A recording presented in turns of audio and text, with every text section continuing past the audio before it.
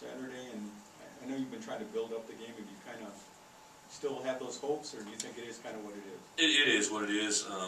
You know, you always, I think, want to try to. What I want to do is create as great an environment as I can that's similar to what Camp Brandon will be like in the fall, which I know it'll never get to that point. But you know, I think the kids like it.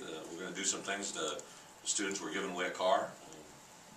Chevy's done that. I know we're going to do some things interactive with the fans that hopefully are going to create a little momentum. But you know, I think the biggest driving factor really is the weather. That really is probably going to have a big impact as anything. Coach, there's been some talk of some of the coaches liking maybe a different sort of spring scrimmage with going against another team as opposed to going against their own guys. How do you feel? Yeah, you know, Mark D'Antonio, I think, was the first guy to bring that up in spring meetings about 3 or 4 years ago, and he's kind of pushed that to the forefront. I know it was on the conference call this spring that was there. I think it's a neat idea. You know, obviously, I think there's probably going to be financial limitations on it. You know, just with that being said, if we could do it with another Big Ten school, we've even thrown around the idea of maybe having 3 teams come to one spot. You know, and playing a couple halves against one another. I think it'd be great. You know, if we could do that moving forward. You know, and a lot of times in the spring, it's just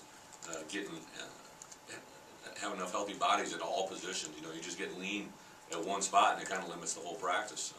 So I think that purely would intrigue a lot of us. Right.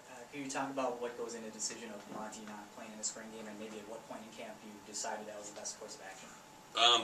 Well, when you see him running practice, you'll know why he doesn't need to. The practice of getting hit.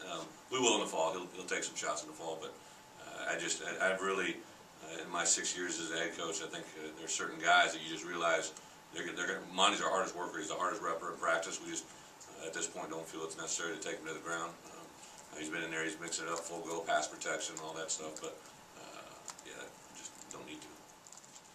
How important is this weekend to be for both Stave and Brendan in terms of maybe figuring out what they're going to be on Saturday? 20 minutes in, the first QB question.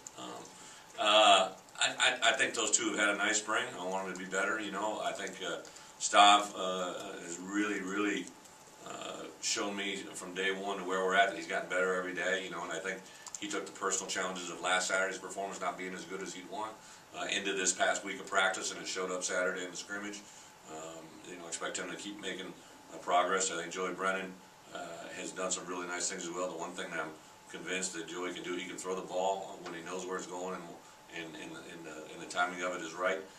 He's had a little bit of issues with the center QB exchange, but I think that's him and Dan working together for the first time. So I've been happy with both. I think the learning that they've taken from Matt, and you know, the transition from last year's system to this year's system has been pretty good. But I do want to see him play big in front of a crowd.